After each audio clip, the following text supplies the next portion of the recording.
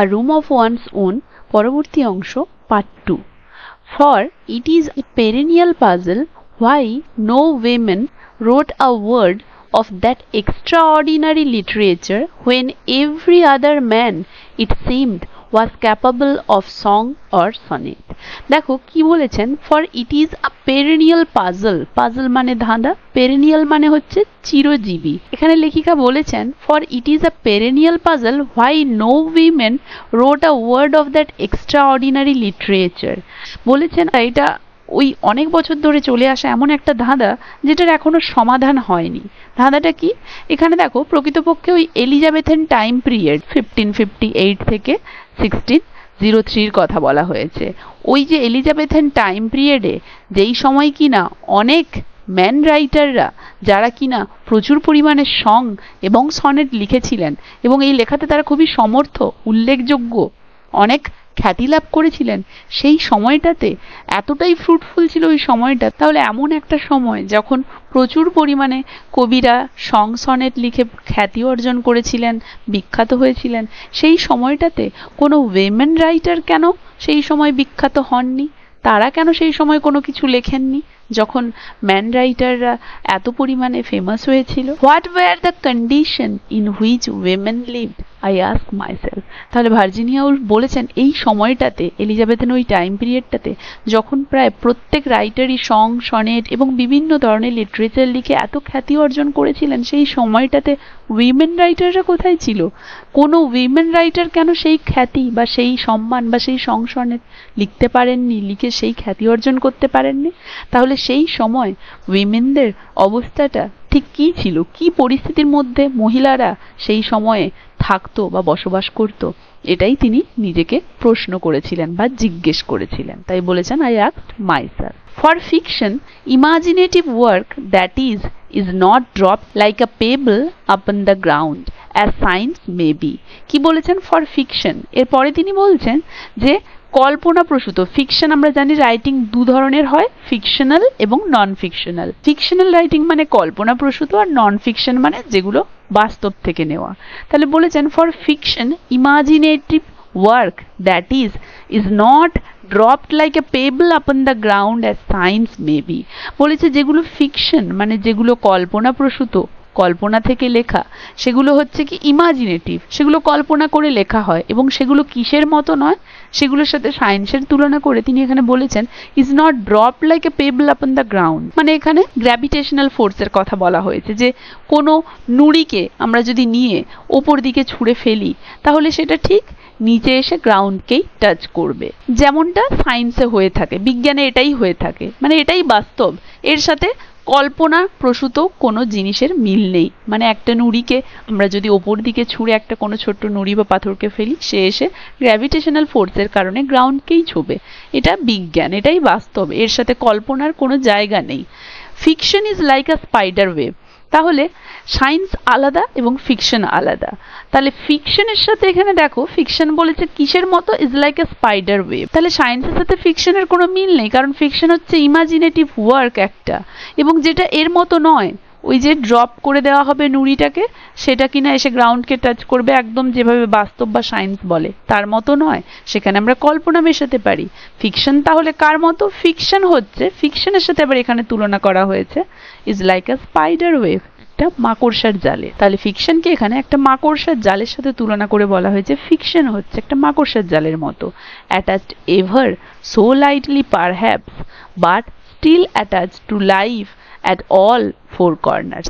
তাহলে বলা হয়েছে মাকড়সার জালের মতো, যেই মাকড়সার জালটা অ্যাটাচড মানে যোগ রয়েছে, এভার সো লাইটলি পারহ্যাপস, যেটাকে কিনা দেখে মনে হয় একে অপরের সাথে সো লাইটলি খুব হালকাভাবে এটা জড়িয়ে রয়েছে, but still attach to life at all four corners. কিন্তু যদি ভালোভাবে আমরা দেখি তাহলে বুঝতে পারবো এই মাকড়সার জালটা চারদিকে চারটা কর্নারে কিন্তু ভালোভাবেই নিজেদের মধ্যে অ্যাটাচ রয়েছে। তাহলে মাকড়সার জালকে দূর থেকে দেখে মনে হয় কিন্তু একদম হালকাভাবে এরা অ্যাটাচ, কিন্তু ভালো করে দেখলে বোঝা যাবে এর চারটে কোণে চারটে অ্যাটাচমেন্ট রয়েছে, যেটার উপরে এই পুরো জালটা রচিত। Often the attachment is scarcely perceptible scarcely মানে কদাচিৎ, পারসেপ্টেবল মানে হচ্ছে বোঝা যায়, অফেন দ্য অ্যাটাচমেন্ট মানে এই যে অ্যাটাচমেন্টগুলো, মানে মাকড়সার জালের এই যে চার কোনায় চারটা যে অ্যাটাচমেন্ট রয়েছে, যার ওপরে ভর করে এই পুরো জালটা গঠন করা হয়েছে, যেটাকে দেখে খুব আলগা বা হালকাভাবে এটা তৈরি সেটা মনে হয়,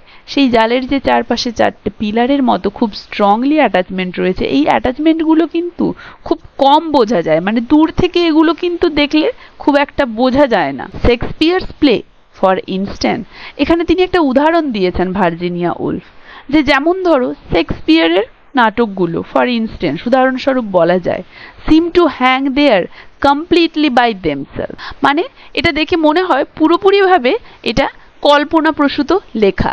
but when the wave is pulled askew, এখানে পুলড অ্যাসকিউ মানে হচ্ছে তির্যকভাবে টানা, hook up at the edge, torn in the middle. তাহলে বলা হচ্ছে, দেখো এখানে শেক্সপিয়ার প্লের উদাহরণ দেওয়া হয়েছে মাকড়সার জালের উদাহরণ দেওয়ার সাথে সাথে, যে বলা হয়েছে যে শেক্সপিয়ার প্লেগুলোকে যদি আমরা তুলি বিচার করতে যাই, এগুলোকে দেখে মনে হয় পুরোপুরিভাবেই কল্পনাপ্রসূত, কল্পনা থেকেই এগুলো রচনা করা হয়েছে। কিন্তু when the wave is pulled askew, কিন্তু ঠিক ওই রকম মাকড়সার জালের মতো যখন ওই মাকড়সার জালটিকে পুলড অ্যাসকিউ যদি আমরা তির্যকভাবে টানি, hooked up at the edges মানে ওর যে চার কোনায় চারটে যে অ্যাটাচমেন্ট রয়েছে সেগুলো কিন্তু থেকে যায়, হুকড আপ থেকে যায়, টর্ন ইন দ্য মিডল, কিন্তু মাকড়সার জালটি মাঝখান থেকে ছিঁড়ে যায়, মানে চার কোণে যে চারটে স্ট্রং অ্যাটাচমেন্ট রয়েছে সেই স্ট্রং জায়গাগুলো কিন্তু থেকে যায়, এবং আলগা যে জায়গাগুলো মিডল থেকে সেই জায়গাগুলো টর্ন ছিঁড়ে যায়। তাহলে one remembers that these waves are not spun in mid-air but incorporeal creatures. তাহলে একজনকে এটা মনে করতে হবে যে এই যে মাকড়সার জালটি are not spun in mid air, mid air বলতে এখানে শূন্যে, ইনকর্পোরিয়াল মানে হচ্ছে এমন কেউ এটা বানিয়েছে, এটা আমাদের উপলব্ধি যে এমন কেউ এটা বানিয়েছে সে যেন শূন্যে ভাসমান অবস্থায় বানিয়েছে বা সে শূন্যে ভাসতে পারে। তাহলে one remembers that these waves are not spun in mid air by incorporeal creatures, incorporeal creatures এমন কেউ বানায়নি যে যারা শূন্যে ভাসতে পারে, but are work of suffering human beings and are attached to grossly material things like health and money and the houses we live in. তাহলে কি বলেছে, one remembers that these waves are not spun in mid-air by incorporeal creatures, একজনকে মনে রাখতে হবে বা আমাদেরকে মনে রাখতে হবে এই যে মাকড়সার জালটি যেটি শূন্যে ভাসছে সেটিকে শূন্যে ভাসতে পারে এমন কেউ কিন্তু তৈরি করেনি। তাহলে but are the work of sufferings human beings, তাহলে এটা কিন্তু এই যে চার কোণায় যে চারটা অ্যাটাচমেন্ট সেই অ্যাটাচমেন্টের থেকেই সূত্র থেকেই এই পুরো জালটা রচিত বা এই পুরো জালটা গড়া হয়েছে, এমন নয় যে শূন্যে ভাসতে পারে এমন কেউ জালটা বানিয়েছে, চারপাশের চারটি অ্যাটাচমেন্ট থেকেই এই পুরো জালটি তৈরি হয়েছে। But are the work of suffering human beings বলতে এখানে দেখো শেক্সপিয়ারের প্লের কথা বলা হয়েছে আবার ঘুরে, যে শেক্সপিয়ারের প্লেগুলো দেখে মনে হয় এটা সম্পূর্ণ ফিকশনাল, কল্পনাপ্রসূত, কিন্তু প্রকৃতপক্ষে তা নয়।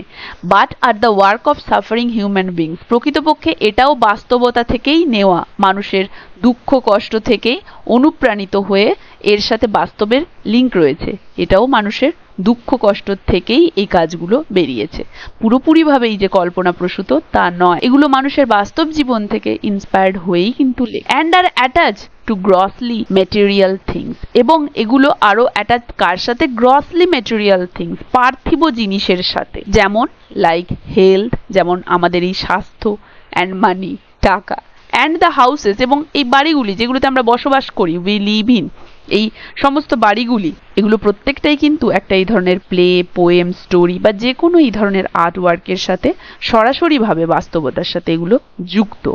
তাহলে মানুষের এই যে ফিকশনাল ওয়ার্কগুলো কোনোটাই পুরোপুরিভাবে কল্পনাপ্রসূত নয়, এগুলোর সাথেও কিন্তু বাস্তবতার লিঙ্ক রয়েছে, বাস্তব থেকে ইন্সপায়ার্ড হয়েই এগুলো লেখা হয়েছে। প্যারাগ্রাফগুলোতে প্রচুর পরিমাণে সিমিলি এবং মেটাফোরের ইউজ করা হয়েছে। প্যারাগ্রাফের প্রত্যেকটা লাইন তোমরা মন দিয়ে পড়বে, তাহলে আশা করি কারো কোথাও বুঝতে অসুবিধা হবে না। ভিডিওটা কেমন লাগলো জানাবে, ভালো লাগলে একটা লাইক আর শেয়ার করে দেবে। যারা যারা চ্যানেলটা সাবস্ক্রাইব করনি তারা কাইন্ডলি আমার চ্যানেলটা সাবস্ক্রাইব করে দেবে। এর পরের ভিডিওতে পরের পার্ট থেকে পড়াবো।